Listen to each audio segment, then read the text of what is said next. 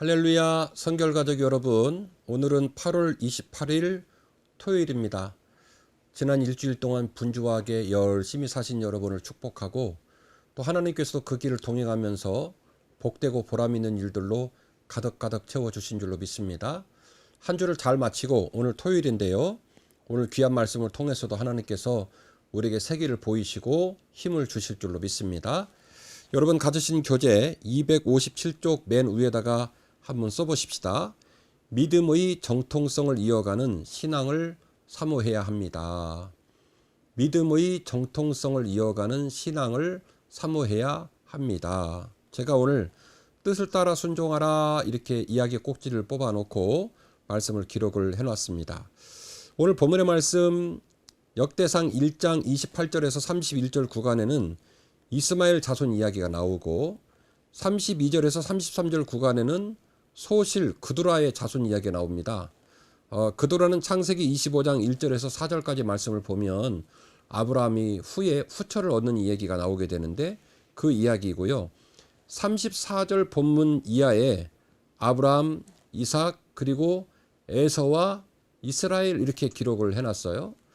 특이하죠. 원래 창세기적 기록으로 따지면 에서와 야곱 이렇게 기록을 해야 되고 이스라엘이란 말은 야곱이 에서와의 장자권 다툼 이후로 외삼촌 라반의 집으로 갔다가 후에 고향으로 돌아오면서 야복강 나루터에서 하나님의 천사와 씨름을 해서 겨루어서 끝내 축복을 담보로 받고 그리고 하나님께서 이름을 바꿔주잖아요. 너의 이름을 야곱, 속이는 자, 발뒤꿈치를 잡은 자 이런 이름으로 부르지 말고 오늘 이후로 너의 이름을 이스라엘이라 하라. 하나님과 겨루어 이겼다.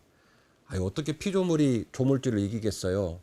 제가 목사의 심정으로 이 말을 바꿔서 말씀드려 본다면 하나님을 감동시켰다. 하나님께 때를 써서 하나님 마음을 얻었다. 하나님의 사랑으로 위기와 환난을 극복했다.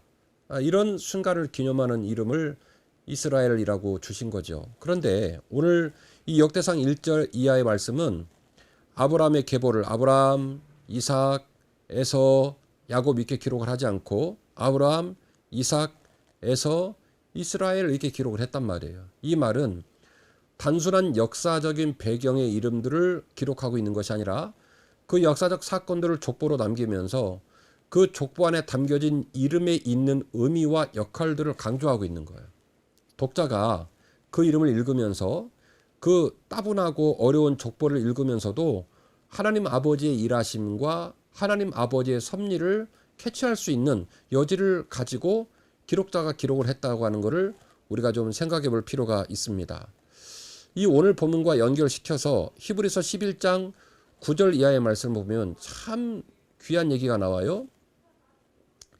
아브라함, 이삭, 야곱 이 3대가 약속의 땅에 거류할 때에 동일한 약속을 유업으로 받아서 아브라함도 그 땅을 지키고 이삭도 그 땅을 지키고 야곱도 그 땅을 지켰다 이렇게 기록을 하고 있거든요.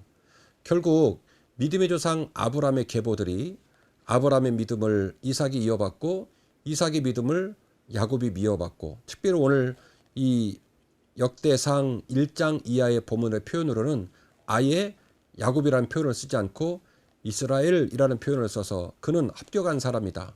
하나님과 겨루어 이긴 사람이다. 하나님 마음에 흡족하게 그분을 감동시킨 사람이다라고 하는 의도성을 가지고 족보를 기술하면서 그 족보를 읽고 있는 독자에게 너에게도 이와 같은 도전과 믿음이 있기를 원한다는 그런 사인을 주는 것처럼 들려집니다. 믿음의 정통성을 이어가는 신앙을 사모해야 합니다. 오늘도 이 따분한 족보 이야기지만 족보를 읽으면서 저와 여러분의 삶의 자리와 마음과 흔적들이 하나님 마음에 흡족하고 또 우리의 가족들, 자녀들에게 떳떳한 유산을 남길 수 있는 그런 귀한 삶을 살아가시기를 간절히 원하고 주님 내게도 그 믿음 허락하여 주옵소서.